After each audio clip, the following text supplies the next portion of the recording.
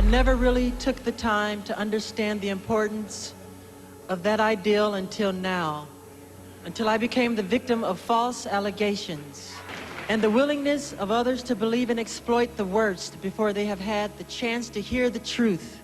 Because not only am I presumed to be innocent, I am innocent. For years, millions of people heard Michael Jackson's story through someone else. Newspapers, television shows, and tabloids all claimed to know who he was, filling headlines with accusations, rumors, and endless speculation.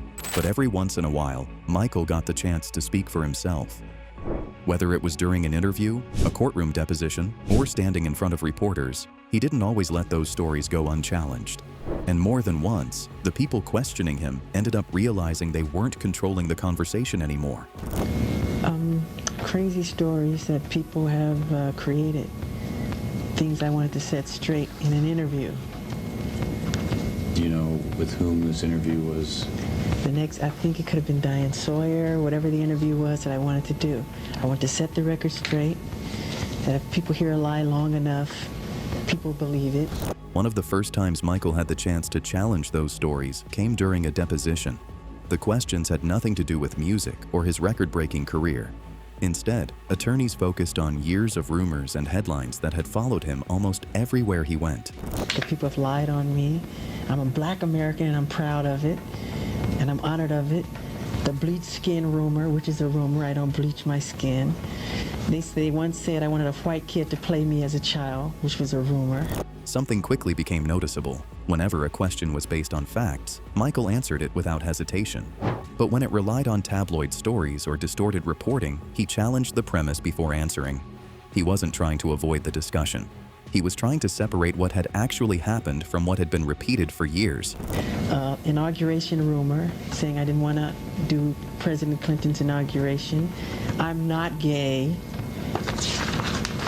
This says, don't judge a person unless you have spoken to them one-on-one, which is true. I made a list of things. When I get angry enough, I write down what I want to say and what I want to talk about to set the record straight. Because you get to a point where you get tired of people lying. I get tired of situations like this, where people completely lie on me, and I'm sick of it. The pressure only grew from there. His name dominated headlines. Speculation continued to spread, and media attention showed no signs of slowing down. Many expected him to stay silent until everything played out. Instead, Michael chose to step in front of the cameras and respond for himself. For decades, the NAACP has stood at the forefront of the struggle for equal justice under the law for all people in our land. They have fought in the lunchrooms of the South, in the hallowed halls of the Supreme Court, and in the boardrooms of corporate America for justice, equality, and the very dignity of all mankind. Members of the NAACP have been jailed and even killed in the noble pursuit of those ideals upon which our country was founded. None of these goals is more meaningful for me at this time in my life than the notion that everyone is presumed to be innocent. Rather than raising his voice or attacking anyone, Michael spoke about truth, patience, and waiting for the facts.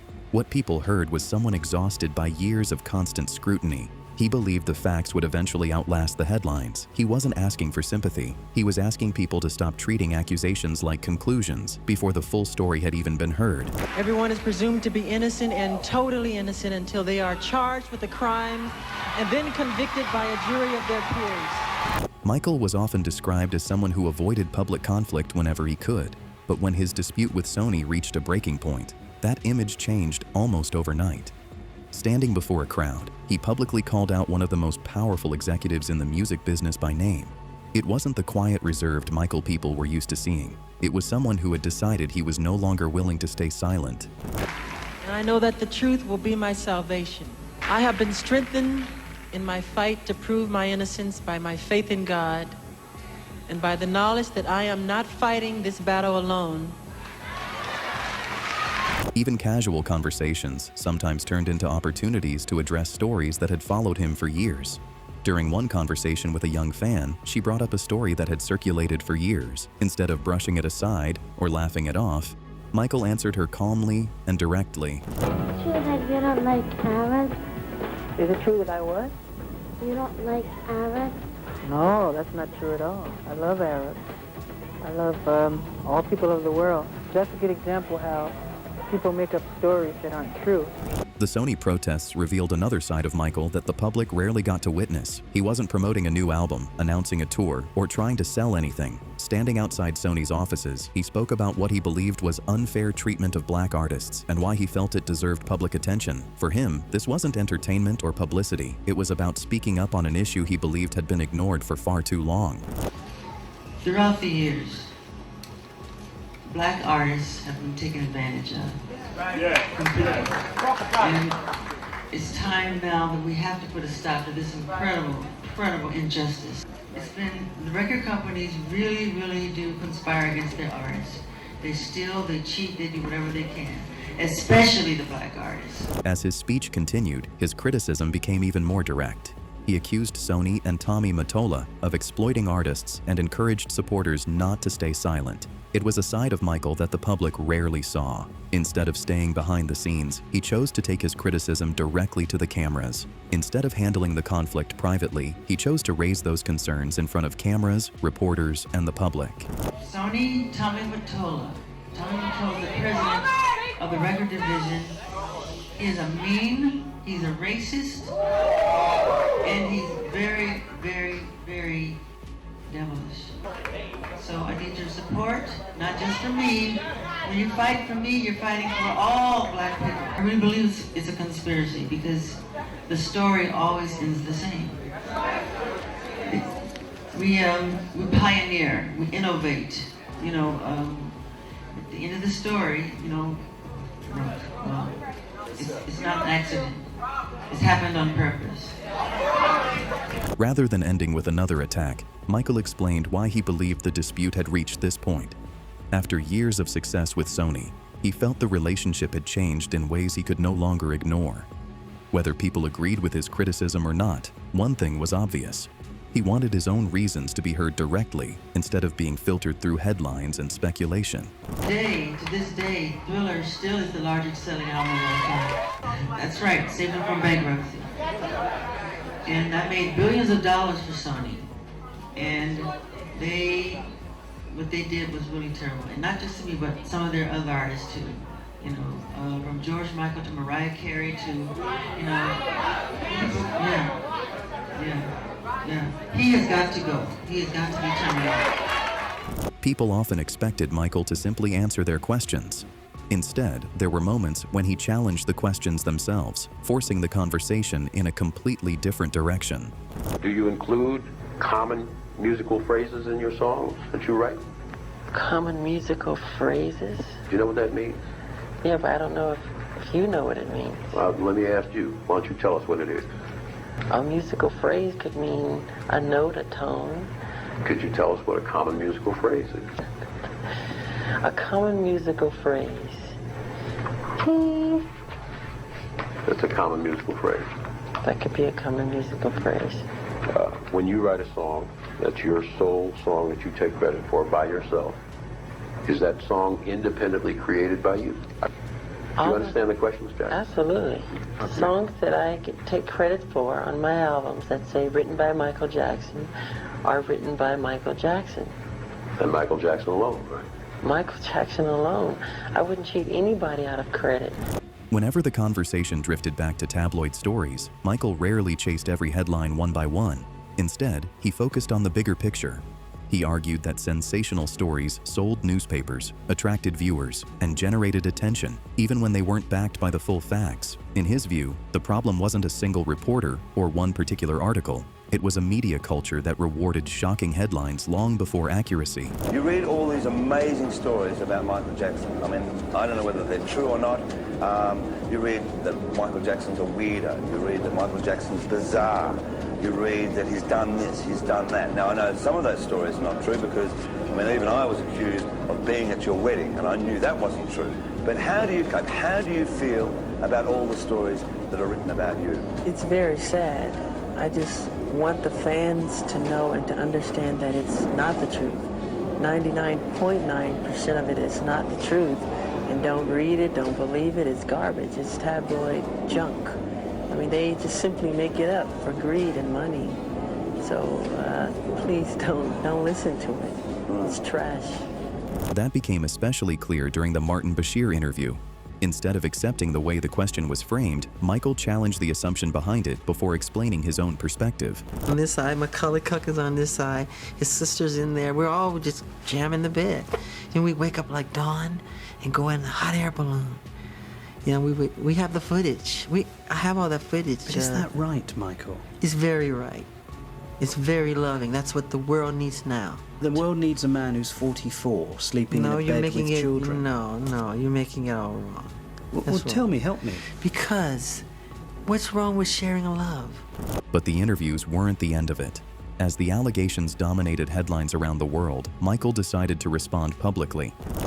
There have been many disgusting statements made recently concerning allegations of improper conduct on my part. These statements about me are totally false.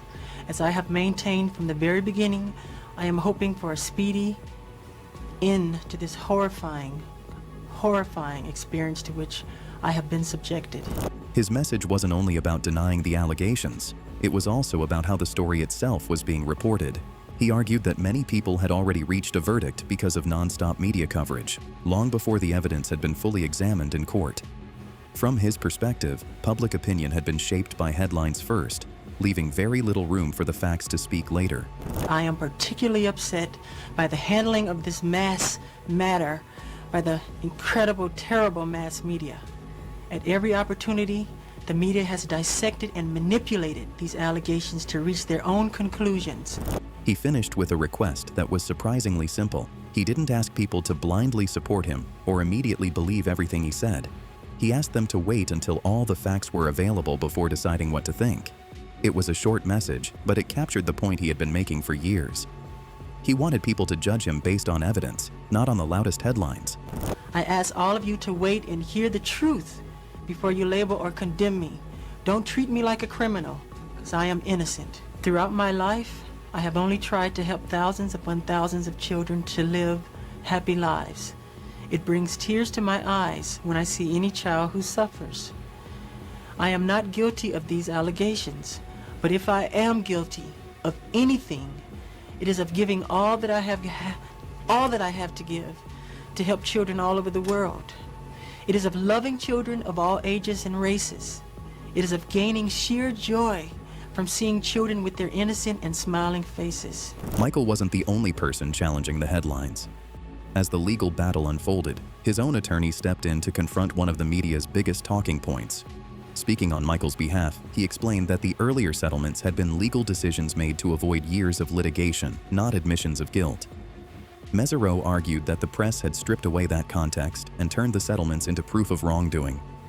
Standing before cameras from around the world, he pushed back against years of sensational headlines, insisting that this time the case would be decided by evidence in a courtroom, not by the media.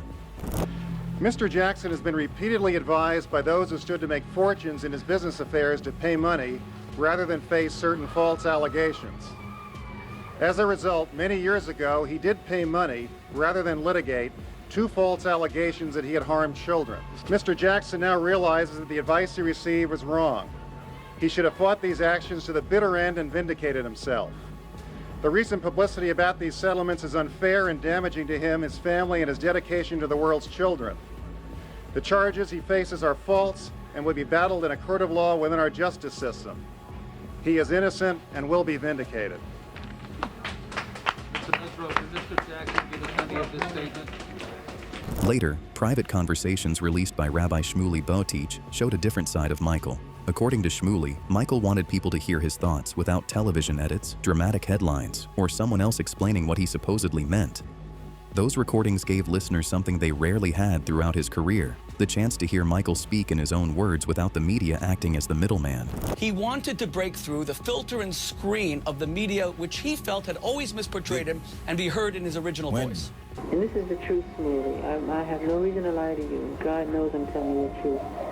I think all my success and fame, and I've wanted it. I wanted it because I wanted to be loved. That's all. That's the real truth. I wanted people to truly love me, because I never really felt love. Michael wasn't the only one saying it. People who knew him personally soon began challenging the same narrative. During an interview with Larry King, Elizabeth Taylor said the Michael she knew was nothing like the version that had been built through years of media coverage. She believed many people had already formed opinions based on headlines instead of taking the time to look at the facts themselves. What did you think of the charges against him? I've never been so angry in my life. So you think they were out after him? I do. The authorities and the like? I think the paparazzi started, not the paparazzi, the press. Is he going to come back to working? I don't think so, except maybe in Europe. You don't think he'll ever live in the United States again? Well, really, why should he?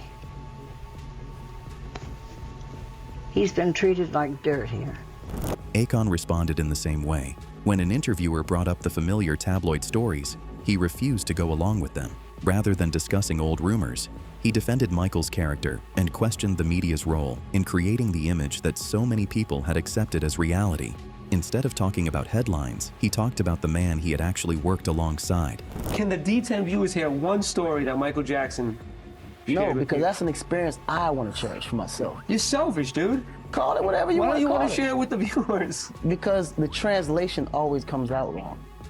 See, man, y'all been dissing Mike for years, man. I never diss Mike. Y'all Mike's gonna the stop man. that, B. Mike is the man. The next story I see about Mike that's negative, I'll find the editor. So you and Mike are pretty close then? That's my dog, man. And he's a good person. He is a good person. Great person. Did you ever ask him why does he wear? See? No, I'm just curious.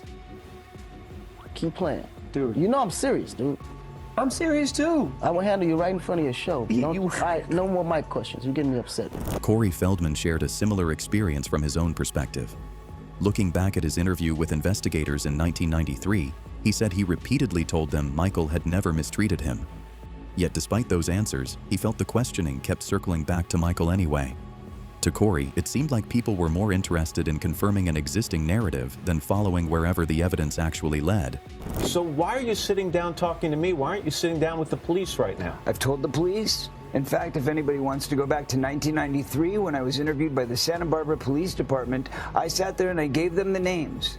They're on record. They have all of this information, but they were scanning Michael Jackson. All they cared about was trying to find something on Michael Jackson. But you said, by the way, did not.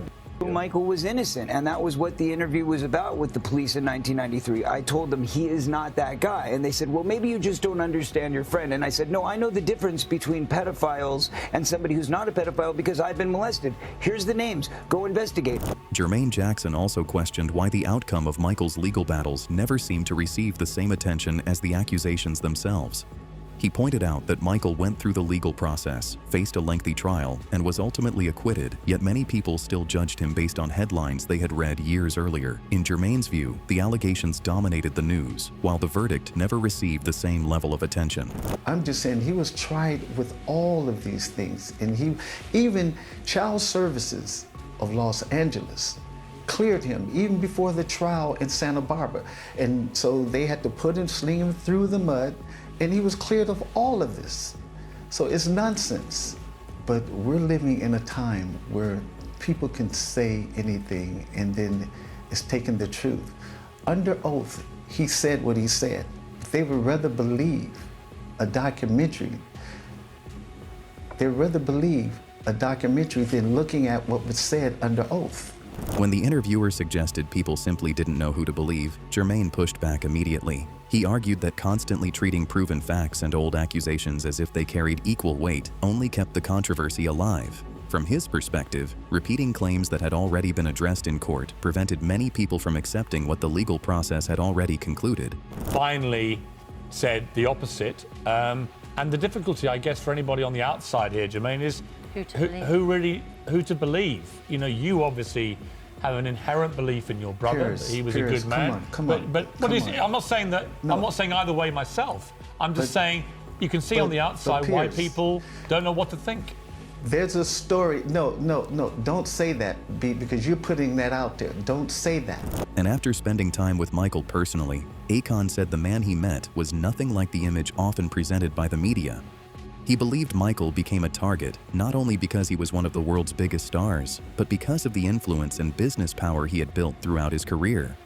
In Akon's opinion, there was a side of Michael that most people never got to see because the headlines had already written the story for them. When I spent time with him, I understood what was happening. What you mean? I'll explain after. Okay. So, no, but it was all bull. All, not only bullshit, but Mike had a lot of power, bro. And he owned a lot of... Coordinated attack, you think? Yeah, he was... See, Mike was just a smart ass businessman. Yeah. And he outsmarted a lot of the guys at the top. And they wanted to come for that. That's exactly what was happening. Akon believed the story went far beyond tabloid gossip. In his view, Michael's business influence made him a much bigger target than most people realized. He also pointed to Michael's ownership of valuable music publishing rights and the influence that came with them. From his perspective, what surrounded Michael wasn't only about celebrity gossip or tabloid drama. He believed much larger business interests were involved, but those conversations rarely received the same attention as the scandals. He owned too many shares of Sony to where he controlled it. Because he owned the classic records, or too many catalog. of them. Wow. And then so there might have been And he didn't want to people- sell. And they were like, hey, we need control. Or maybe somebody over there. So it was or... alleged that because he didn't want to sell, they said, okay, cool, we're going to press you to sell. And if not, then we're going to devalue you to the point where it's not worth that much. Holy shit. And that's where that came in to devalue him. And what does devaluing him do to the records? Oh, it doesn't really do much to the records itself. He took that argument even further by describing how reputations can be dismantled. According to Akon, the first step is often damaging someone's public image. Once people stop trusting the name, everything connected to that person begins to lose value. He believed that's exactly what happened to Michael, with years of relentless headlines slowly reshaping public perception until the controversy became louder than everything he had achieved.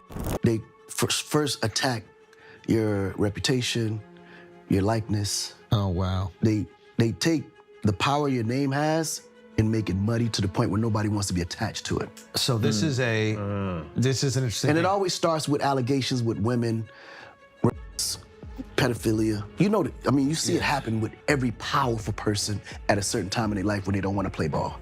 Make sure to like the video, subscribe, and hit the bell for more breakdowns like this.